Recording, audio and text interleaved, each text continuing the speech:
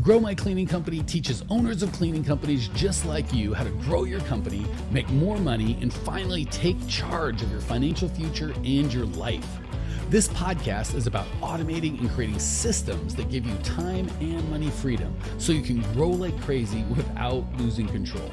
Since this is totally free, if you're getting tons of value, want to support us, and make sure that you get more of the good stuff, subscribe, rate, and review to this podcast today. Now, on to the show. Hey, Cleaning Nation, good to be with you here today. We are recording this December, feels like the 17th, and I wanted to wish you all a Merry Christmas. Yes, a Merry Christmas, not a Happy Holidays. It's okay if you don't celebrate Christmas. You can still have a Merry Christmas and a Happy Hanukkah, whatever you celebrate. Just wanted to wish you all a Merry Christmas. All right, that said, on a completely un-Christmas-like theme, I wanted to go into a story that is probably the people, when I do speaking or whatever, the one that fascinates people the most is getting kicked out of casinos for counting cards. And more importantly, we're going to tie that into what we learned from that into how to grow your cleaning company in a nice little bow. It's going to be fantastic. So I have, the truth is I've been kicked out of 4 or 5 casinos, maybe 6 for counting cards, which is weird in my mind because there's nothing illegal about counting cards. It's just paying attention or paying close attention, right? It's weird that they can offer a game of skill and only let the drunk, unskilled players play. And if you're good and you pay attention, they kick you out. So that's an odd deal, but that's a different conversation for a different day. So just a little bit of background, because I don't know why, but people are fascinated with the idea of counting cards. And they think if you can just count cards, like, why don't you just do that full time? You just go to the casino and count cards and, make millions of dollars, blah, blah, blah, blah, blah, and you're rich, right? So the reality is that's not even close to the case. Oh, by the way, if you dig this podcast and love it, subscribe, rate, review, tell a friend, refer, all that good stuff. We do it based on your support, right? So you guys give us amazing feedback, good reviews, let us know that you like it. Trouble hearing you. Siri thought I said something. I didn't, Siri, just leave me alone. Sorry about that. What are you gonna do? But yeah, we do this based on your feedback. So if you love it and you're getting value, let us know so we can do more. And if you hate it, I guess let us know so our feelings can be hurt. We'll try harder. Okay, so the reality is, honestly to goodness, counting cards gives you a very small advantage. The best card counters in the world might have a 2% advantage over the house, which means if you had a jar of jelly beans and 50 were white and 50 were black, and you had to pull out one jelly bean, you'd have a 50-50 chance. The best card counters in the world put it in their favor. So there's 52 white jelly beans and 48 black jelly beans. And when they pull in, they still have a pretty good chance of getting a black jelly bean, right? And then the problem is you don't get to keep pulling. You have to put it back in and take it out. So that's the best in the world. And that's assuming that you're able to play perfectly. The reality is they don't like you counting cards, so they kind of shuffle up. And there's all sorts of weird stuff that you can do. But the trick to counting cards and how we relate that to your business is, people think you have to memorize every card of the deck. I couldn't possibly do that. I'm not that bright. But you don't. Certain cards that are removed from the deck add value, give advantage to the casino, and certain cards that are removed from the deck improve the odds of the player. So all you do is pay attention to what cards are removed from the deck, and when cards that help you are removed, the count goes up, and when cards that help the dealer remove, the count goes down. That's really it. And then you just when you know who the deck favors, you can modify how you play and what you bet and all that sort of stuff. So you bet bigger when you've got the advantage and smaller when the casino has the advantage. The problem is even when you've got a 5, 6, 7, 8% advantage in that one, this perfect deck where it's at, you can still lose the hand. Even a 5 or 6% advantage, there's a massive advantage on that one hand, you can still lose, right? Fun story, right? But the reality is, okay, great. How on God's green earth does this have anything to do with my cleaning company and how I can grow it? The reality is, with business, it's often not the best player or owner. It's the player or owner that picks the best rules. And that's another thing.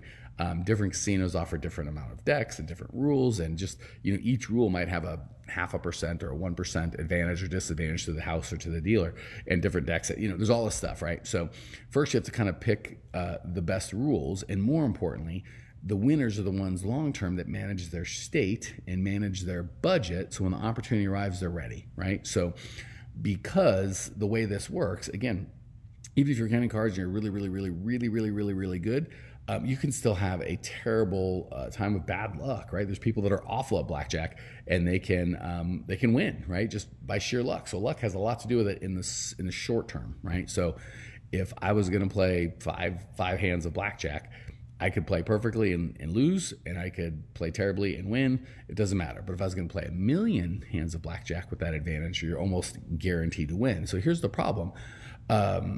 A lot of times, but if you lose all your money, right, if you bet too big or too aggressively, and whatever your stake is that you're going in to play with, if you lose all that, game's over. Doesn't matter if you're just about to finally start winning. If you're out of money, you're out of money. So the same thing kind of happens with business, right? It's often the player that, no matter what happens, controls how he or she responds to the circumstance, and make sure that they protect their budget and their time and their ability to focus and go forward, right? So COVID is a perfect example of that, right? For many people, certainly in Cleaning Nation, will get fear and overwhelm, and they'll focus on, on the residential. They might go, well, I had 30 customers and 20 of them don't want me to come, right? And when they focus on that, basically, and when I say that, I'm talking about the things that they can't control, right? So outside of our business are things that we can't control. Other human beings we can't control, right? So same within blackjack, whatever the next card is, right? I might do the exact hit or stay or do whatever the exact right thing is, and the next card could come. I have no control over that, and it could do me good or do me harm. I don't know. But what I can control is how I respond to each circumstance over the long haul. That's really, really what's important. So many of us in business get really focused on what happened in this hand of blackjack, or that hand, or the next hand, and we lose sight of the long term. And the reality is, the more that we increase our focus on the things that we can control, the bigger our sphere of influence becomes. So COVID's a perfect example. We cannot control COVID, the fact that it showed up into our lives. We can't control how other people respond to COVID, right? Our clients, our employees, the government, but we can control our response to COVID, right? So when people say, and the facts might be, I had 50, we'll just go residential, I had 50 recurring clients before COVID, and COVID hit, and now I've got 20 recurring clients, right? The problem is we tend to focus on the clients that are lost. And even in that, you can still, when I say focus on the clients that are lost, we don't do anything about it. We just look and go, oh, woe is me. COVID took me out. The reality is, more times than not, they're not firing you. They're afraid, right, that they're going to get sick. The beautiful thing is you control how you respond to that. So all you have to do really is reframe you and your team being in their home from something that's bringing danger and sickness into their home to something that's preventing and protecting them from sickness, right? My little guy's 5, and he just had his some of his vaccines this morning. He was shocked at mommy that she would hurt him, right? But the doctor stuck the needle. He's like, why would you do that? And she's like, to protect you, so you don't get sick. And he said, well, but I'm not sick. And she goes, well, sometimes you've got to take, it's like a shield around you, right? That's going to protect you from getting sick in the future, so you can always play. And the reality is, she shifted, and also she gave him 5 marshmallows. So when he gets home, he's going to get 5 marshmallows, which is a king's ransom for him. He loves the marshmallows. So she sold him, right? He was saying, I do not want this stick in my arm. This hurts. I don't like it. But when she unassociated the stick with pain and reassociated with him being able to play and being safe and getting 5 marshmallows, all of a sudden now, I wouldn't be, knowing how that kid likes marshmallows, I wouldn't be surprised if he comes back and goes, hey, can I go to the doctor again and get another shot, right? So when people quit, certainly we have the ability to influence them, right? All we have to do is reframe that belief of, you coming into my home or my business is going to expose me to sickness and risk, and reframe that to, me not coming into your home or your business is going to expose you to sickness or risk, right? We sell the solution that people want. So that's on the people there. But let's say you're like, I did that, Mike. You don't understand. They're unreasonably freaked out. There's nothing I can say. Okay, here's the deal. And again, we'll stay on residential and we'll talk commercial a little bit. I'm in Phoenix. It's a really big city, metro of like 5 million. Let's say one of our clients, Spencer, I love Spencer. He's in Pocatello, Idaho. He's commercial, but I think there's like 50,000 people, and he also does Idaho Falls. So they call it 100,000 people or whatever. So of those 100,000 people, maybe there's 20,000 that use cleaning service. Even if half of them said, oh my gosh, I can't have it in my house, it's gonna be terrible, blah, blah, blah. And the other half said, oh my gosh, I'm home all the time, I absolutely need the cleaning, I need someone to sanitize, I can't keep up with this, the kids are home, it's driving me nuts, I need a clean space. That's still 10,000 people. So when you're like, I had 40 people before the COVID and now I've got 20. You're focusing on the 20 that you lost. I would encourage you to focus on the 10,000 that are out there that desperately need your help. Same goes with commercial, right? So with the commercial, and by the way, guys, gals, I don't know if the cleaning, in my humble opinion, I don't know if the cleaning market has gone down. I think it's just shrunk into fewer people, right? So in the commercial, a lot of, oh, my customers, they weren't essential, they were shut down, blah, blah, blah, blah.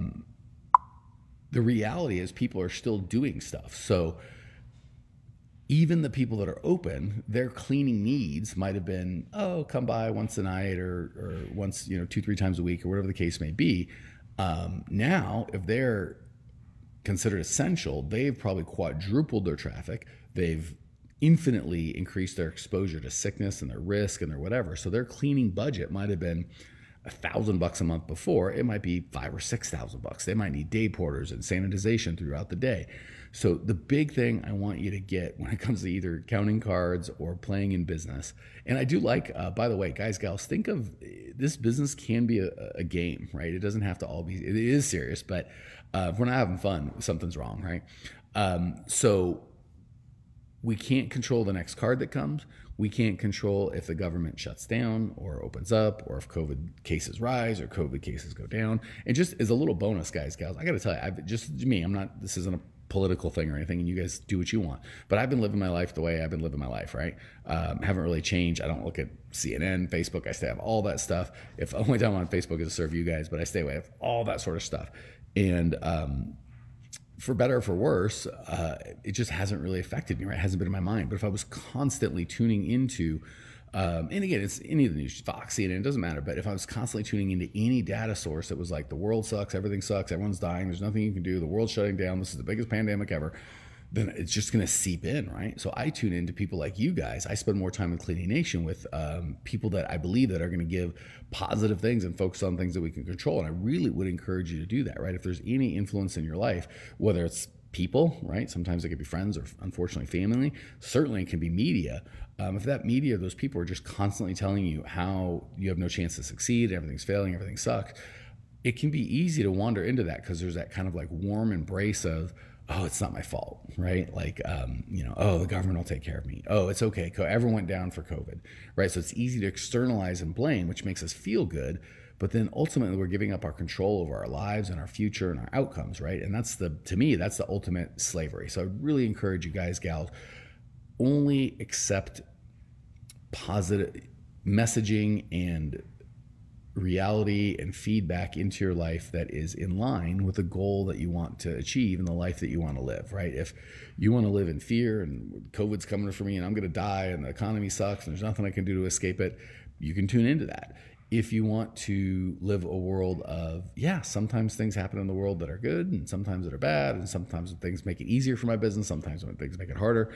But I am always going to focus on the thing, how I can react, how I can respond, how I can control my own environment.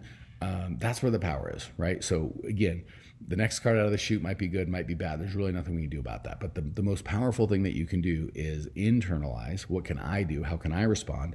And never externalize, right? Even when I'm looking for employees, and this is a good way for you to look for employees as well. Look for people that internalize, right? When you're talking to an employee, you go, hey, how was your last job? And it was everybody else's fault. The boss didn't like me. The people sucked. Everybody else sucked.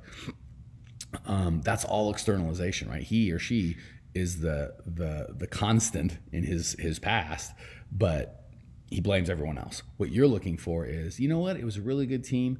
I didn't fit, or I had to move on for whatever reason. There's definitely some things that I could have or should have worked on, and I'm working on those now. I'm trying to get better. That internalization is super, super valuable. So I want to encourage you guys, gals, as business owners, probably the number one thing, the number one job that we have is to realize our job is to bend the world, the reality, to our vision, which is hopefully a good vision for other people, right? We want to serve our fellow human, not hurt them. and not bend our life or our business to the world, right? So employees say, that guy fired me, COVID came up, the government did this, I had no choice, and they just kind of get their future is not their own. They kind of get stuck with what the world gives them. Owners, entrepreneurs, we don't do that. We say, I am here to serve and I've got something to give. And when there's something like COVID going on, there's more people that need more service, that need more help. And there's a more opportunity for me to grow and serve my fellow man, right? And I'm going to do it. And guess what? The more of your fellow man that you serve, the more that you tend to make money, the more things come to you, you can hire more people, all that sort of stuff. So, again, you can't control if you're lucky or unlucky, but you can control how much you bet and how you play and how you respond to everything. And I've found over and over and over, having coached hundreds, thousands of owners of cleaning companies, the guys and gals that internalize and focus on their sphere of influence are successful, COVID or not. The people that externalize and focus on things outside of their control tend to struggle and fail, COVID or not. So if this is scratching where your itch and you're like, yes, where I need more of this positive, like stuff. And by the way, this isn't just positive thinking, right? So I don't want you to think like, oh, if you just listen to people that tell you everything's going to be great, everything will be okay. That's not the case at all. There is a reality that we have to deal with, but big but here, we still get to choose what we focus on. So COVID is a reality. We're going to have to pivot and change our business model, how we do business and how we serve our company or our customers based on that. But again, we have to hold on to that because of I'm going to succeed, and because of COVID, the way I'm going to succeed might change a little different, as opposed to I'm going to succeed, but because the government did this or a sickness did that or that guy did the other, then I can't have what I want, right? As soon as we give into that, we don't deserve to be owners anymore. We're no longer leaders, we're followers. We need to lead and go, okay, got it.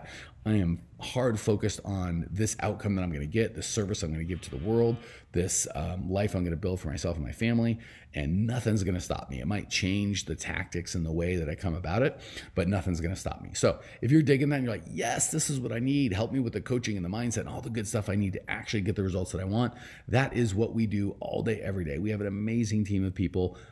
We are helping and serving people through COVID. People are having their best, most freedom, the most money they've ever had. And again, we certainly have systems and processes, and we love teaching you that stuff, but the mindset has everything to do with it, right? If you are just relegated to the fact that the world won and you lost and everything sucks and you have no control, none of the systems and processes in the world are going to help you even a nickel.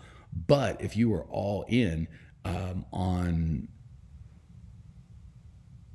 being committed to have the outcome that you want, regardless of how hard it is, then the systems and processes are absolutely there. So go to growmycleaningcompany.com.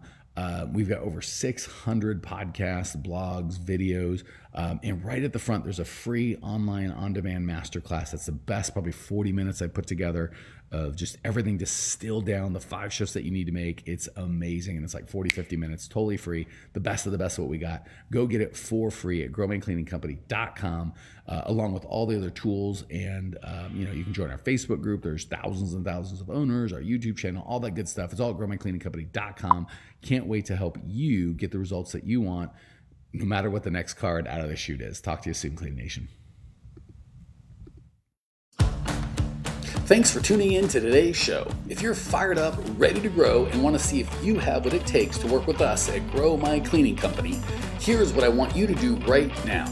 Go to growmycleaningcompany.com/talk. That's growmycleaningcompany.com/talk to book an appointment to speak with me personally. I'm going to jump on the phone with you to get you crystal clear on where you are now, where you want to be, and how to get you there. Don't walk around in the dark any longer. If you are serious about growing your cleaning company, it's time to finally get the systems in place that you need to grow. We've helped hundreds of owners of cleaning companies not only grow their business and their personal freedom, but give back to their community as well. If that's what you're looking for, head over to growmycleaningcompany.com/talk and book a time to talk with me personally. I can't wait to get to know you and your business.